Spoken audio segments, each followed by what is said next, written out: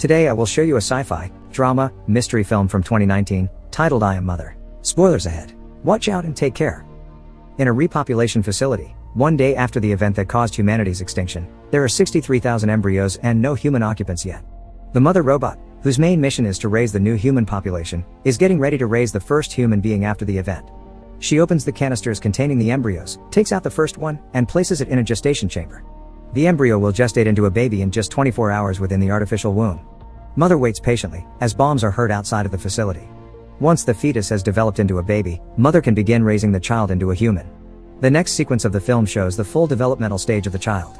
Baby is seen taking its first steps, laughing and crying, running around and playing, all under the watchful eye of mother. Baby turns little girl in no time and can be seen making origami animals with mother, dancing ballet, and putting stickers on the robot.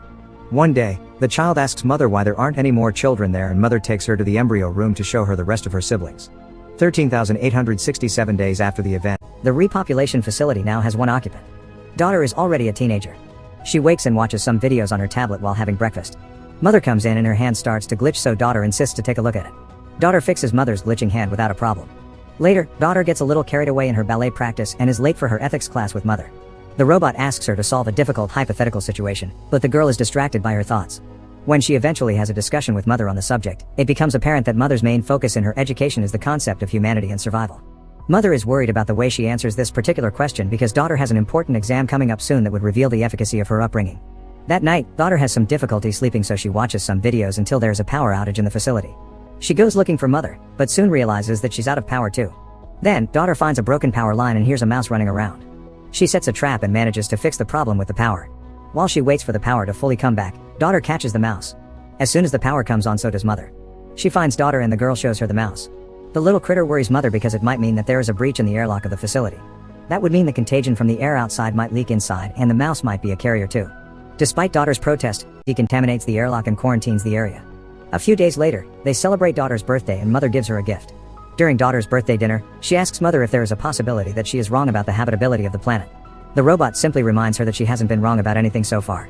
The same night, daughter hears something coming from the direction of the airlock. She goes to check, and when she doesn't see anything through the first hatch, daughter puts on a protective suit. She hears something outside again and, despite her better judgment, takes off the mask and opens the first hatch. Daughter gets close to the other hatch when she hears a woman screaming for help, saying she's been shot. Daughter quickly gets another suit, places it in the airlock, and when she's safely out, she opens it. Suddenly, an alarm goes off, waking mother as well. The woman enters the airlock and daughter tells her to put on the suit, then the woman begs her not to tell mother. Daughter agrees, and when the robot arrives, she says that she opened the hatch for just a second. Mother scolds her and, as a form of punishment, decides to give her the important exam at that instant. In the next shot, both are at the classroom and mother is giving daughter the exam, with an hour to complete it, while she tends to other things. As soon as mother leaves, daughter goes back to the airlock, finding the woman unconscious. She shuffles through her bag, finds a gun which she tucks away, and wakes her up. Daughter tells her that she'll give her all the medicine she needs, but that they can't stay there. The woman sees the water and goes to take off her mask, telling daughter. She tells daughter why she needed to lie to her to protect her from the dangers outside of the facility. Furthermore, she says that the parameters that govern her are different than those of the droids outside. Daughter has a hard time processing the new information, but still believes mother, who tells her that if the woman would have shot her a few millimeters further, she would have destroyed her CPU. As mother tends to daughter's hand wound, she asks her if the woman mentioned any other survivors which they can help as well with her cooperation. Daughter thinks that the woman might listen to her more than she would mother. Later, she goes through her bag, and among a bunch of trinkets, she finds a book with portraits drawn in it. Daughter flips through the portrait book and finds one particularly interesting. She goes to the infirmary to talk to the woman and asks her about the people. The woman's suspicion of mother can be felt in her conversation with daughter too, thinking that it told her to go through her stuff and question her. She's not wrong, mother did manipulate the girl into doing that. Actually, daughter was just curious about the woman to be susceptible to that manipulation. Daughter stands her ground defending mother, when the woman tells her about all the horrible things that the droids have done. After the talk with the woman, daughter finds mother repairing herself. She apologizes to her for letting the woman in without thinking of the consequences. As always, mother is full of understanding and allows her to ask all the questions about the similarities between her and the other droids. Daughter's questions feel like jabs, but mother still dodges all of them and manages to learn a few things. Woman that she waited too long to take the penicillin, so now she would need to get surgery, or otherwise, her infection will get worse. The woman refuses to let mother touch her and daughter volunteers to perform the surgery instead. Next, daughter can be seen checking the wound and telling mother where the bullet is lodged in the woman's body. She thinks that the best way to pull the bullet out would be to drill in it and take it out that way. However, the woman refuses anesthesia, which would make it insanely painful for her. She can barely even make it through daughter cleaning her wound. The woman turns her head as daughter goes in with the drill, subsequently, calmly performing the procedure and taking out the bullet. After that, she loses her nerve and vomits. Later, daughter waits for the woman to wake up because she passed out from the pain. When she does, daughter explains that her 4 is a saline solution and calms her a little.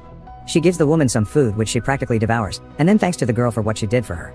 They continue to talk and bond, as mother observes them from afar. The next day, daughter is still in the infirmary next to the woman. The woman is looking through the portraits and daughter sees it as an opportunity to tell her that they can house the survivors in the facility if she shares with them where they are.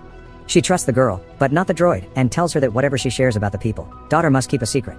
When the girl agrees, the woman tells her about the camp in the mines where she spent most of her life. Then she tells her that she got to the facility escaping from the droid young killed her. Daughter also checks the incinerator for human remains and finds a human jawbone between the ash. The document has the subject as aborted. All of this information breaks daughter's world apart and she goes to talk to the woman again, admitting that she was right about everything. The woman tells daughter that everything she feels is natural and human, unlike mother who feels nothing for her because she can't. That prompts daughter to ask how long it would take them to get to the mines, for she has made up her mind that she will go with her there. However, the girl wants to wait for her brother to gestate fully so she can take him as well. She's not afraid only about leaving him with mother, but the others as well. The woman tells her that they can leave and get help from the people of the mines, though daughter is adamant about taking her brother with her. They will wait for him, then come back for the others later. The next day, daughter packs the supplies for their journey when mother catches her doing it. She lies to her that she's taking the stuff to spend some time with her brother, so mother takes her to the kitchen to show her how to mix his formula. Daughter gets anxious standing next to mother, who comforts her by saying that she will make a great sister. Then, she exits the kitchen and locks daughter in because she knows what she's planning.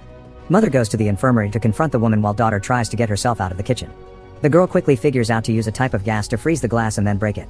In the meantime, mother plays a recording of the woman's conversation with daughter, letting her know that she's aware of their plan. Mother doesn't want daughter to have a miserable life. Meanwhile, daughter thinks to activate the fire alarm, which draws mother's attention and she releases the woman from her grip. As the droid goes to investigate the possibility of a fire, the woman escapes and finds daughter in the maze of the facility. She convinces the girl that they will come back for the others if they escape the facility now and get the people from the mine to help them. They get to the airlock, but mother finds them there fast.